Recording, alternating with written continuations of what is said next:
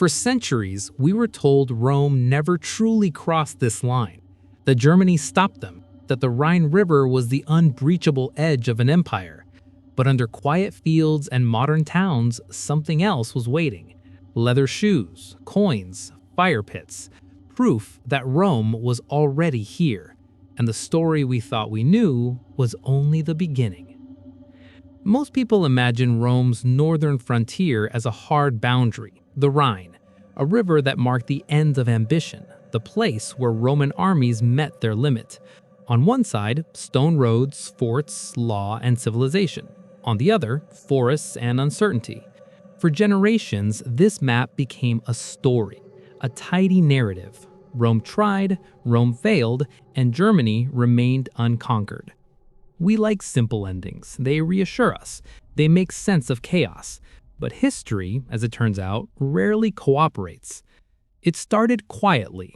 Construction crews preparing farmland for development. Nothing dramatic, no monumental ruins, no obvious clues. Just ordinary soil plowed and replowed for centuries. Then, one coin surfaced.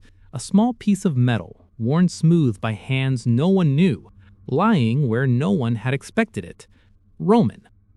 The discovery seemed trivial at first. Coins appear in strange places all the time. But then, more appeared. Iron tent pegs driven deep into the earth, fire pits arranged with a strange precision, and fragments of leather, hobnailed soles of Roman military sandals. Roman soldiers had been here. Not accidentally, not briefly. They had camped, walked, and left traces, as surely as if they had signed the earth itself. Archaeologists expanded the dig. Patterns emerged. Rectangular outlines, faint but unmistakable. Multiple camps aligned along a route. Marching camps built in the Roman style. Temporary, disciplined, efficient. Designed for armies on the move, not for permanent occupation. The initial question was easy to answer. Maybe this was one of Rome's early attempts, perhaps a scouting mission, an expedition, a leftover of the first-century campaigns. Surely, scholars thought, this was just another fragment of the story we already knew. Rome advanced, stumbled, and retreated. Then, the coins were dated, and everything changed. Some coins were minted decades after the first century, centuries even. 4th century pieces, long after Rome supposedly withdrew from Germania. By this point, the empire was stretched thin, beset by internal turmoil and external threats. And yet, Roman forces were here, far beyond the line we thought they could never cross. Why? That question alone is enough to unsettle anyone who studies history. Were these punitive raids, expeditions meant to enforce trade? Diplomatic missions cloaked in military discipline? There is no single answer. Each possibility challenges the neat lines of maps, the tidy borders taught in schools. To understand what these camps meant, it helps to imagine one man among them. Not a general, not someone whose name survives in records. A quartermaster, responsible for the distribution of supplies, boots, weapons, coins. He walks the perimeter at dusk. Fires burn low. The smell of leather, smoke, and damp earth fills the air. He checks the men, the equipment, the coins.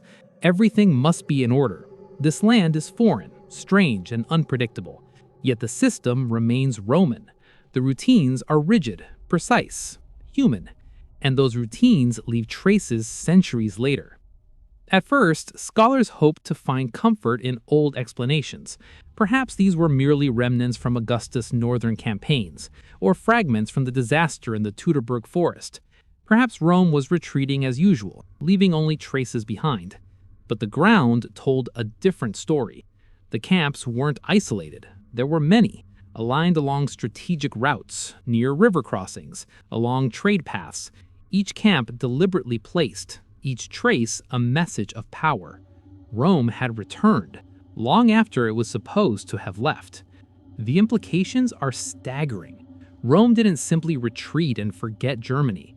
It moved deliberately through it, calculated, organized. The Rhine, we thought, was a barrier. Instead, it was a corridor, a place of interaction, negotiation, and influence. And it wasn't just about military presence. These interactions reshaped lives. For Germanic communities nearby, Roman forces brought pressure and opportunity. Tribes were compelled to negotiate, supply, or ally with Rome.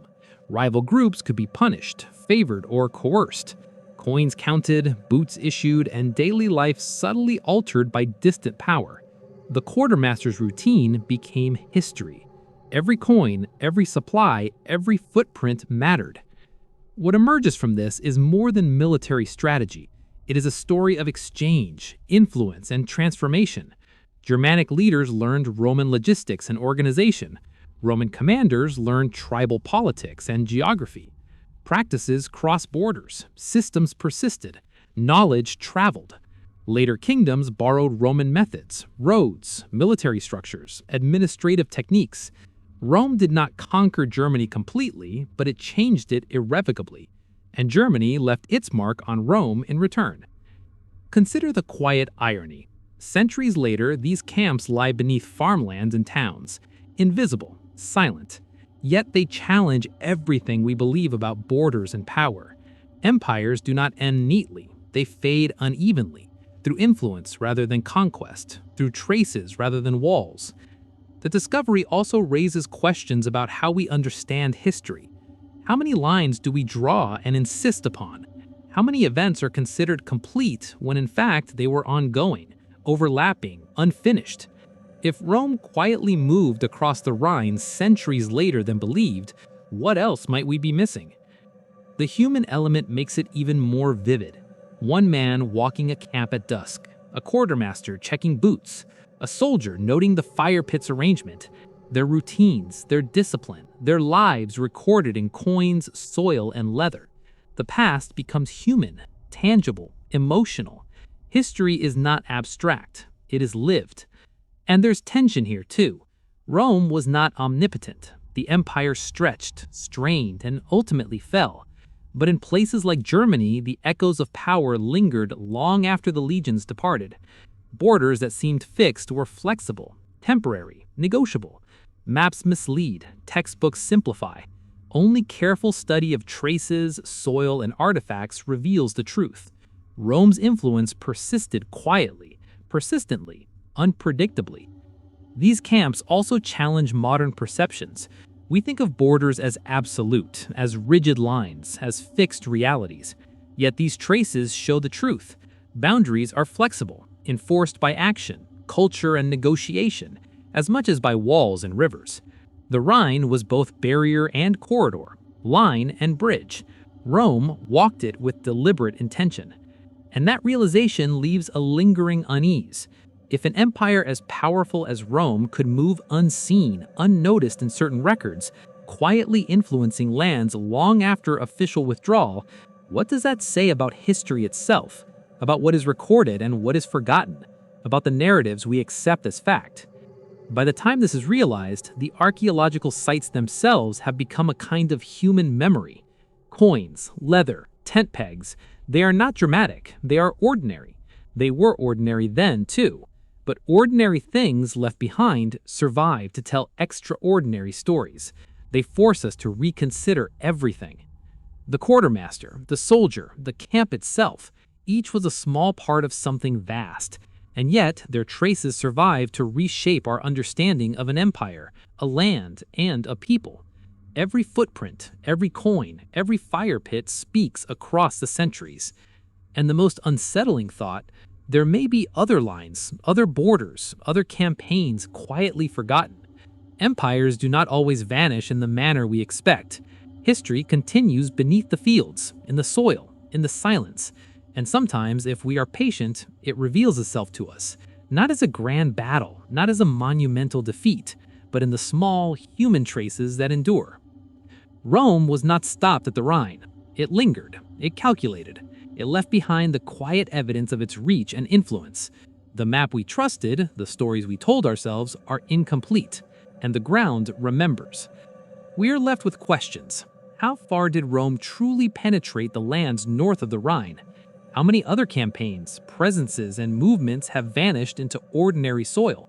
And what lessons does that hold for our understanding of power, borders, and human history today? History, it seems, is never finished. It waits, quietly, in soil and shadow, until we are ready to listen. And in Germany, under ordinary fields and towns, it has spoken.